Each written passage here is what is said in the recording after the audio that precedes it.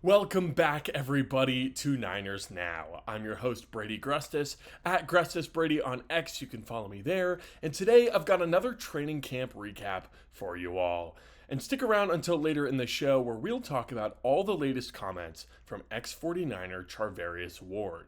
Before we begin, go ahead and subscribe down below, leave a like, leave a comment, and let's get into it.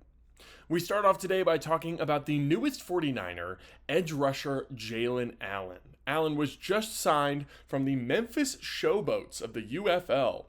Very interesting. Allen's roster spot was opened up by edge rusher Teron Jackson, who was put on injured reserve on Tuesday. Over the weekend, Jackson suffered a neck injury and was carted out of practice, and he had to be brought to Stanford Hospital for evaluation. The 49ers are shutting him down for the year and giving him time to heal up safely, which I think is the appropriate move. And in the meantime, they're taking a flyer on a very talented guy from the UFL. Allen is a lighter edge rusher. He's only 245 pounds, and he played this hybrid edge rusher / off-ball linebacker role in college at the University of Memphis. He went undrafted in the 2024 draft and briefly spent some time with the Broncos before signing with the UFL. The UFL's Memphis Showboats. Allen is really explosive, and he converts that explosion into power very well, especially for a smaller guy. But he has not been very productive at all in college or in the UFL. Allen worked out for multiple teams, including the Niners last week, and it looks like the Niners liked his upside enough to bring him in. Personally, I'd rank Allen at number 86 on my roster ranking, below Mason Pline, but above Sebastian Valdez. Definitely in that lower tier of player. Side note, once I finish up my roster ranking series, I may need to do a redux because there's some players and some rankings on that list that I'm already starting to regret. Notably, I think Jacob Robinson is way too low on that list. I got to move him up considering he's been playing great in training camp. Moving on now, the Niners made an under-the-radar contract move on Tuesday by restructuring Spencer Burford's contract. This move essentially gives Burford some more financial security, but also gives him a small pay cut in exchange for more guaranteed money.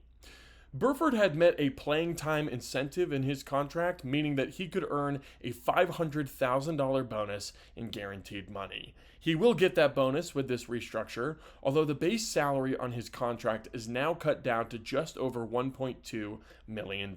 That's a decent amount of savings for the 49ers.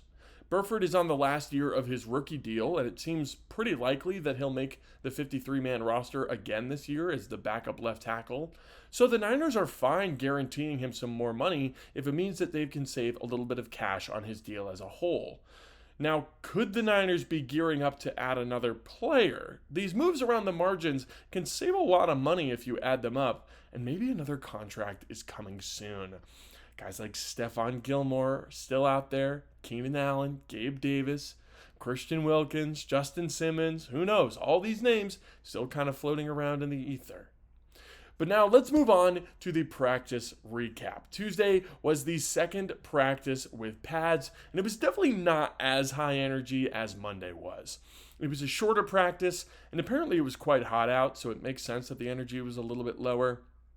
There was still no Jawan Jennings on Tuesday, although offensive coordinator Clay Kubiak said that his calf injury is a day-to-day thing.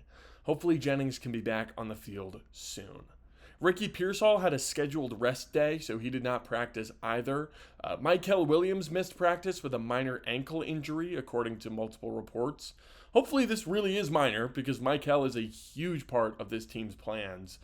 Jordan Elliott was back at practice after missing Monday's session, but Diamador Lenore and Jordan James were not practicing. We do not have a clear reason why for either Lenore or James as of yet, although my best guess is probably that Lenore had some sort of vet day. Brock Purdy and the offense did not have a great day on Tuesday. Brock in particular had an ugly interception. He was on the move, rolling left, threw it right to Luke Gifford, hit him right in the chest. But Purdy did have some nice plays as well. He hit a deep bomb to Jordan Watkins, who put his 4.3 speed to use and beat Darrell Luter Jr. and Jason Pinnock for a touchdown. Watkins got the chance with, Pearsall and Jennings and Cowing out of the lineup. Watkins got to make an impact, and he sure did today. Plus, Purdy was his usual dominant self over the middle of the field. He was layering throws beautifully to Demarcus Robinson and to Russell Gage, the latter of whom brought his pass in for a touchdown. Gage has been fantastic in training camp, just always productive. The starting offensive line didn't get a ton of work in one-on-one drills, and they haven't much during camp in totality. Trent Williams, Jake Brendel, and Dominic Pooney each only did 1 rep before waiting for team drills to get back out onto the field. Trent is starting to make a habit of taking his 1 rep against Nick Bosa and really setting the tone for the entire day. And Jake Brendel beat Evan Anderson comfortably in his 1 rep. One starter, though, who is really embracing 1v1 drills is Colton McKivitz. Him and Nick Bosa went at it on Tuesday. They did 3 consecutive reps against each other. Bosa embarrassed McKivitz on the first one with a nasty spin move. But then, in the second rep, Bosa stumbled, leading to a very easy win for McKivitz. And then in that third rep, the last one, both of them absolutely battled, and there was not a clear winner. I love that competitiveness from McKivitz. Nick Bosa is maybe the best player on the team. So to go at him 3 reps in a row and hold your own, I love that sign from McKivitz, and I'm hoping he can take a big step forward this year. Austin Pleasance also had a nice day in 1v1s. He held up well against Sam Aquanu and Robert Beal, but he did lose to Bryce Huff, who's also been great. Drew Moss hasn't been amazing in 1v1s. He's been going up against CJ West every day and has not been super successful. Not that anyone's been very successful against CJ West, although Moss did have a hold penalty against West on Tuesday.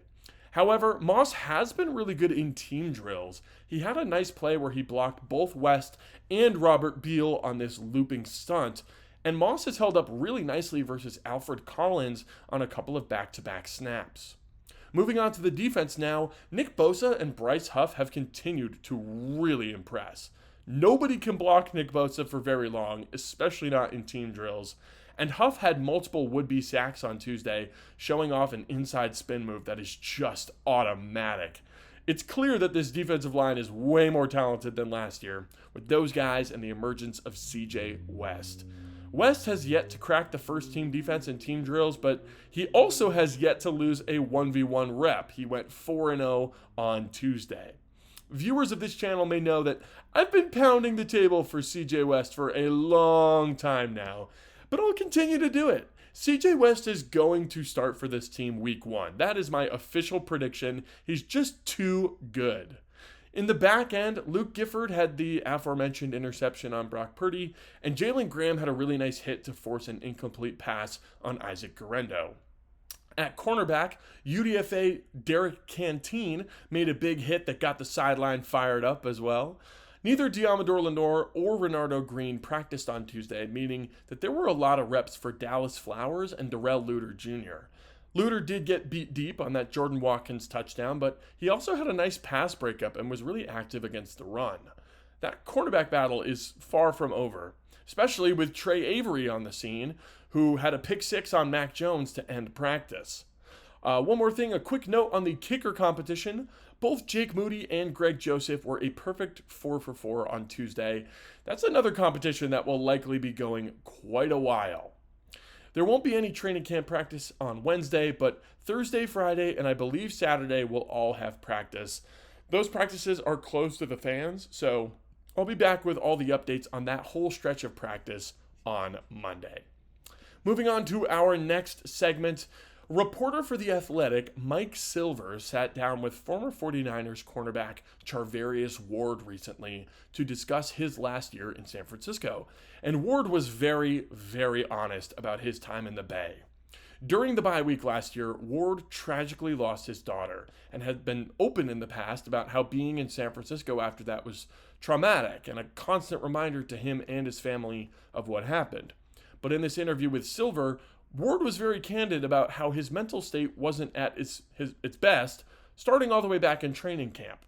He said, quote, "I was hurt when I realized I wasn't getting a contract extension or even an offer for an extension, so I wasn't motivated. Like from OTAs all the way through camp, I was kind of pissed off.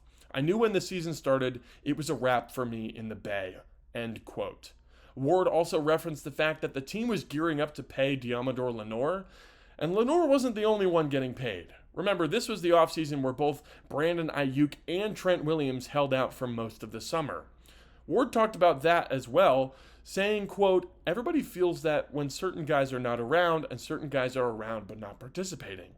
Like, I was there. I had surgery after the season under the advice of them, and I was rehabbing with them.